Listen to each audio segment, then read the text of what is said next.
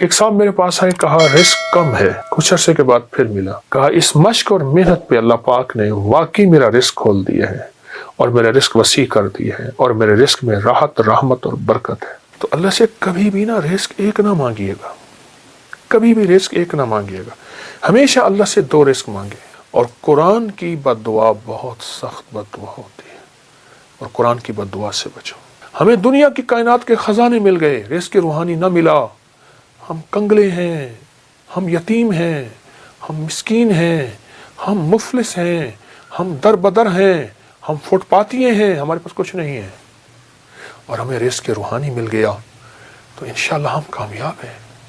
فرمایا جو بندہ اللہ کی رضا کے لیے اپنی آنکھوں کو بھوکا رکھے، یعنی اللہ نے جہاں کہا وہاں دیکھے، کانوں کو بھوکا رکھے، اللہ نے جو سننے کے لیے نہیں دیا نہ سنے، اپنے پیٹ کو بھوکا رکھے یعنی روزہ رکھے، اپنے قدموں کو بھوکا رکھے، اپنے ہاتھوں کو بھوکا رکھے، اپنے جذبوں کو بھوکا رکھے، ہاں جذبوں کو بھوکا رکھے، اندر کی طلب، اندر کے جذبے، اندر کے ولولے، اندر کی سوچ، اندر کی کیفیتیں کیا ہیں، اپنے جذبوں کو بھوکا رکھے، اپنے کانوں آنکھوں کو بھوکا رکھے، اپنے پیٹ کو بھوکا رکھے۔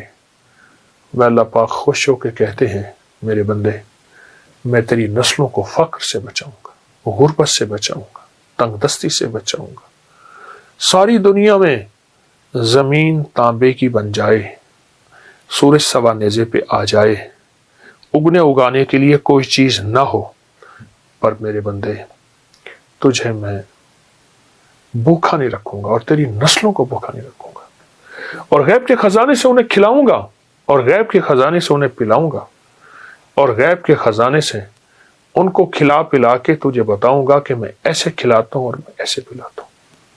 میں آپ کو ایک عجیب واقعہ سناؤں۔ ایک صاحب میرے پاس آئے، کہا رزق کم ہے، میں نے کہا اپنی نظروں کو پاک رکھ، اپنے کانوں کو پاک رکھ، اپنے جذبوں کو پاک رکھ، اپنی تنہائیوں کو پاک رکھ۔ مجھ سے کہنے لگا ہو گیا، کوئی وظیفہ بتائے۔ میں نے کہا یہ بہت بڑا وظیفہ ہے، اور اس میں مشق کرنی پڑتی ہے، اور اس میں محنت کرنی پڑتی ہے، اس میں بہت سارا کچھ جو ہے وہ نچھاور کرنا پڑتا ہے، اور بہت سی چیزیں چھوڑنی پڑتی ہیں اس ایک چیز کو حاصل کرنے کے لیے۔ چلا گیا، کچھ عرصے کے بعد پھر ملا، مجھ سے کہنے لگا بہت مشکل کام بتایا، میں تو اس کو آسان سمجھتا تھا، پر میں نے اس کی مشق کی ہے، اس پہ محنت کی ہے۔ تو میں نے اس پہ ملا کیا؟ کہا اس مشق اور محنت پہ اللہ پاک نے واقعی میرا رزق کھول دیا ہے اور میرا رزق وسیع کر دیا ہے اور میرے رزق میں راحت، رحمت اور برکت ہے۔ یہ کمال چیز ہے اور زبردست چیز ہے۔ اپنے جذبوں کو، اپنی تنہائیوں کو، اپنے وجدان کیفیات کو پاک کریں گے انشاءاللہ، نظروں کو صاف پاک کر کے اللہ سے رزق کی وسعت مانگیں گے اور رزق کی برکت مانگیں گے اور عافیت مانگیں گے، تو انشاءاللہ ہم دنیا میں بھی کامیاب ہوں گے اور آخرت میں بھی کامیاب ہوں گے۔ ہماری دنیا بھی کامیاب ہوگی، ہماری آخرت بھی کامیاب ہوگی، اور ایسی کامیابی ہوگی جس کو کوئی دنیا کی طاقت ناکام نہیں کر سکتی، جس کو اللہ کامیاب کرنا چاہے۔ اللہ سے دو رزق مانگنے ہیں، اے اللہ رزق روحانی بھی عطا فرما، رزق جسمانی بھی عطا فرما۔ لیکن مجھے دسترخوان مولا وسیع چاہیے، آقا وسیع چاہیے، کریم وسیع چاہیے۔ رزق روحانی کیا ہے؟ رزق جسمانی تو وافر مقدار میں ہمیں مل چکا ہے، رزق روحانی کیا ہے؟ یہ تسبیح، یہ ذکر، یہ اعمال، یہ تلاوت، یہ گناہوں سے بچنا، اس کی نافرمانی سے بچنا، کملی والے پہ درود و سلام، اور حضور کے آل و اصحاب سے محبت، یہ اولیاء کا ادب، یہ سارا رزق روحانی ہے۔ اللہ سے دونوں رزق مانگنے ہیں، رزق جسمانی بھی اور رزق روحانی بھی، اللہ سے دونوں مانگنے ہیں۔ دونوں رزق اللہ کے خزانوں سے لینے ہیں ہم نے، اور اللہ کے خزانوں سے دونوں رزق انشاءاللہ ملیں گے۔ عمر رضی اللہ تعالی عنہ کا ایک فرمان بتاؤں۔ آپ کا فرمان ہے مجھے اس بات کا فکر نہیں کہ دعا قبول ہوتی ہے یا نہیں، مجھے تو اس بات کا فکر ہے میں کتنا وقت دعاؤں میں لگاتا ہوں، کتنا وقت دعاؤں میں لگاتا ہوں۔ اچھا، ہاتھ اٹھا کے دعا مانگنا ایک بہت بڑا عمل ہے۔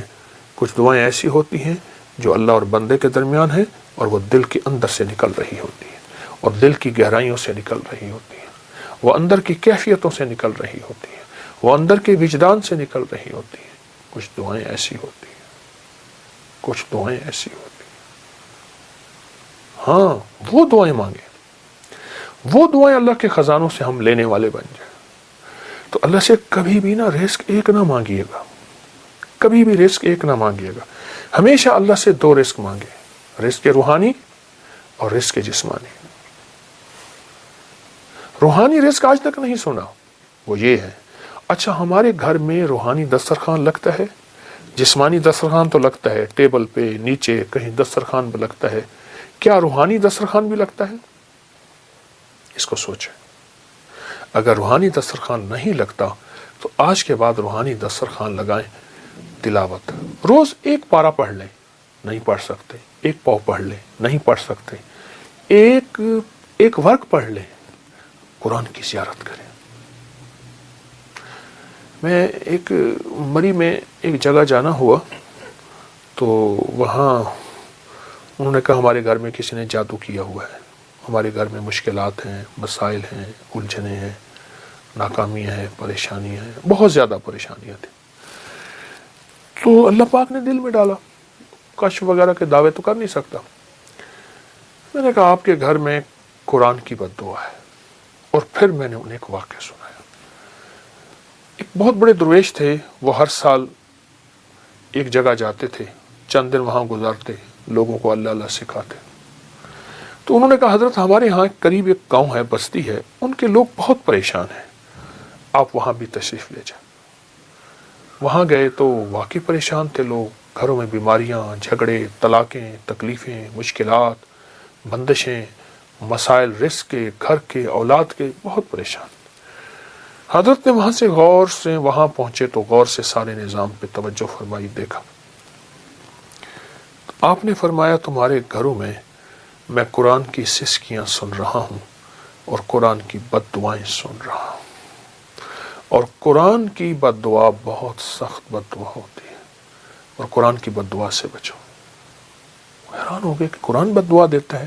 فرمایا قرآن کی سسکیاں بھی ہوتی ہیں، قرآن کی بد دعائیں بھی ہوتی ہیں، اس سے بچو۔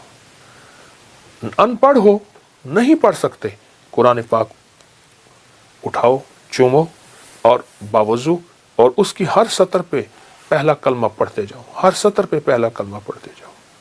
اور اگر پڑھے ہوئے ہو ایک پارہ پڑھ لو، آدھا پارہ پڑھ لو، ایک پاؤ پڑھ لو، تھوڑا پڑھ لو، زیادہ پڑھ لو۔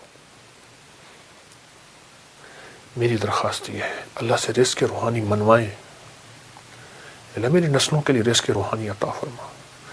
ہمیں دنیا کی کائنات کے خزانے مل گئے، رزق روحانی نہ ملا، ہم کنگلے ہیں، ہم یتیم ہیں، ہم مسکین ہیں، ہم مفلس ہیں، ہم در بدر ہیں، ہم فٹ پاتیے ہیں، ہمارے پاس کچھ نہیں ہے، اور ہمیں رزق روحانی مل گیا تو انشاءاللہ ہم کامیاب ہیں۔